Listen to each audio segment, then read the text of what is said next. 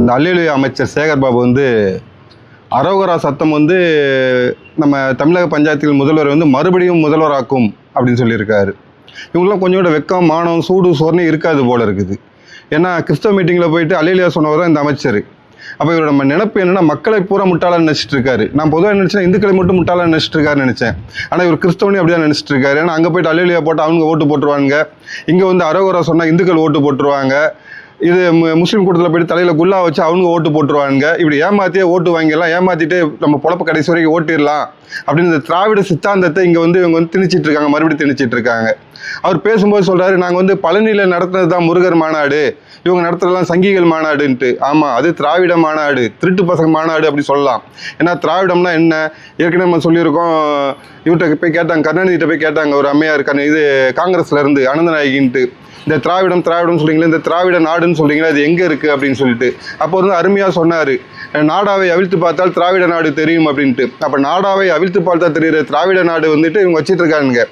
அந்த திராவிட கலாச்சாரத்தை இங்க புகுத்த நினைக்கிறாங்க. அந்த திராவிட கலாச்சாரப்படி தான் இந்த பழனியில முருகர் மாநாடு நடந்துச்சு. கேட்டா 24 நாட்டுல இருந்து வந்தாங்க அப்படின்ட்டு. 24 நாட்டுல இருந்து நீ கூப்பிட்டு வந்த.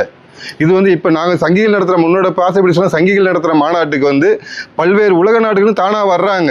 நீ கூப்பிட்டு வர்றதுக்கும் தானாக வருவாங்க. இந்த தானாக சேர்ந்த கூட்டம் வாங்க பார்த்தீங்களா, அந்த மாதிரி கூட்டம் சங்கிகள் கூட்டம். உங்களை மாரி காசு கொடுத்து கூப்பிட்டு வர்றது கிடையாது. இப்போ சமீபத்தில் பார்த்தோம், டெல்லிக்கு போகும்போது 1000 ரூபா கொடுத்து கூப்பிட்டு வெயில் நிற்க வச்சான்னு ஒரு மூதாட்டி கண்ணீரோட சொன்னாங்க. இவர் நம்ம தமிழக பஞ்சாயத்து டெல்லி போயிருக்கும்போது அங்குள்ள ஒரு மூதாட்டி வந்து சொல்கிறாங்க, 1000 ரூபா கொடுக்குறேன்னு சொன்னாங்க, தான் வெயில் வந்து உட்காந்து, இல்லைன்னா எனக்கு தலையில் தங்க வந்து உட்காடுறதுக்கு அப்படின்னு சொல்லிட்டு. இதுலேயும் பாருங்க, தமிழ்நாட்டில்னா 200 ரூபா, டெல்லிக்கு போனா 1000 ரூபா. இந்த மாதிரி காசு கொடுத்து கூட்டுற கூட்டம் வந்து இவங்க அப்படின்னு அதே போல எதுவும் கூட்டம் நினைச்சிட்டு இருக்காங்க. வாய்ப்பில்லை ராசா, இது மாதிரி இனிமேல் நடக்காது இங்க.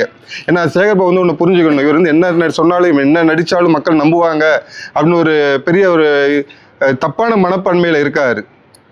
மக்கள் வந்து தெளிவாக இருக்காங்க. இப்போ இங்கே மதுரையில் நடக்கிற முருக பக்தர் மாநாடு வந்து முருக பக்தர்களுக்காண்டி கூடுறது. உங்களை மாரி அரசியலுக்காகவோ இல்லை அடுத்தது வந்து ஆட்சிக்கு வர்றதுக்காகவோ அப்படி கூடுற கூட்டம் கிடையாது. இது மக்கள் வந்து தானாக வந்து முருகரை காப்பாற்றணும். ஏற்கனவே கொஞ்சம் லைட்டாக அசந்ததுக்கே திருப்பரங்குன்ற மலையை தூக்க பார்த்தீங்க நீங்கள். இன்னும் அசந்த பக்கத்து எல்லாத்தையும் சுட்டு போயிருங்க அப்படின்றதுக்காண்டி அசராமல் இருக்கணும், மக்களை வந்து விழிப்புணர்வோடு வைக்கணும் அப்படிங்கிறதுக்கு தான் இந்த முருக பக்தர் மாநாடை தவிர சங்கிகள் வந்து எதுவும் அரசியல் பண்ண போறாங்க வந்து எந்த காலத்திலும் அரசியலுக்கு வரப்போறது கிடையாது. எப்பயும் இந்த யாருக்கும் வந்து எங்களுக்கு ஓட்டு போடுறவங்க வந்து நிற்க போறதும் கிடையாது. நம்மளோட என்ன, நல்லவங்களுக்கு ஓட்டு போடுங்க. அந்த நல்லவங்க லிஸ்ட்ல இவங்க இல்லை, திராவிடம் இல்லை, அதனாலதான் அவங்களுக்கு வந்து ஓட்டு போடாதீங்க. அவங்களுக்கு பயம், நம்ம இந்த லிஸ்ட்ல நம்ம இல்லையே, நம்மளுக்கு ஓட்டு போடாமல் போயிடுவாங்களேன்னு அவர் கதறிட்டு இருக்காரு. கேட்டா என்னது மத கலவரம் வரும், ஜாதி கலவரம் வரும் அப்படிலாம் சொல்லிட்டு இருக்காரு. நீங்க வந்து இந்த நாங்கள் வந்து சமுதாயம் வந்து சமமா பார்க்குறோம் அப்படின்னா, உன்னோட பொண்ணு வந்து இன்னொருத்தனை காதலிச்சுட்டு போகும்போது அந்த இதை நீ விட்டுருக்கணும். சமுதாயத்தை சமமாக பார்க்குறேன், ஏழை இதெல்லாம் பெருசு, ஏழை பணக்காரன் பார்க்க மாட்டேன், என் பொண்ணு வந்து லவ் பண்ண பையனோட வாழட்டும், அன்னைக்கு நீ தாலி எடுத்து கொடுத்துருந்தேன்னா நீ இந்த வாதத்தை சொல்லலாம். இவர் வந்து அடிக்கடி திராவிட முன்னேற்ற கழக தலைவர் வந்து ஸ்டாலின் அடிக்கடி சொல்லுவார், நாங்கள் வந்து பெண்ணுங்களை மதிக்கிறோம் அப்படின்னு சொல்லிட்டு. உன் தங்கச்சிக்கு வந்து திமுக தலைவர் முதலமைச்சர் பதவியை கொடுக்க மாட்டீங்க, திமுக தலைவர் பதவியாவது கொடுத்தீங்கன்னா அதை சொல்லலாம்.